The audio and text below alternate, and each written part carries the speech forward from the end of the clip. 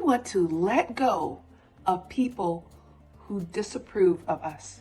It's not saying that we're perfect, but we have to decide if we're going to attract and be with people who are on our side, who empower and encourage us, or are we going to get with people who are going to tear us down and discourage us?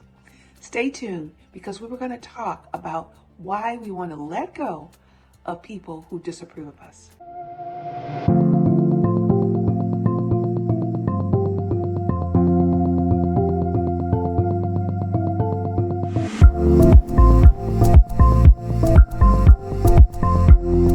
There is a saying that 25% of the people we meet will like us. 25% of the people we meet won't like us for whatever reason. 25% of the people who like us could be persuaded not to like us. And 25% of the people that don't like us might be persuaded to like us. There's no firm, true, and tried way to know that people are on our side or they encourage us, but time will tell. There's a saying, money won't change us, but time will bring you out. We have time on our side, we have energy on our side, we have resources on our side. We want to spend our time, our energy, and our resources being around people who empower us, who support us, who encourage us. And we don't want to waste our time chasing after people that in no way will never like you, will never want to be supportive of you, and will always find something that you do wrong.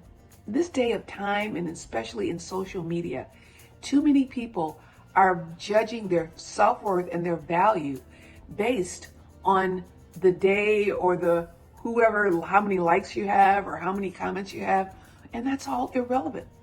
Comments and likes aren't going to put 1/4 on your table. We want to know, what do we need to do? How can we use our energy and our time to build ourselves up? So here's what we want to do. We want to, number one, we want to feel good about ourselves, feel like we're doing the things that we know we should do to make ourselves feel good. We want to spend our day being the most productive that we can, so at the end of the day, we feel we can put our shoulders back and say, we did it. I had a successful day.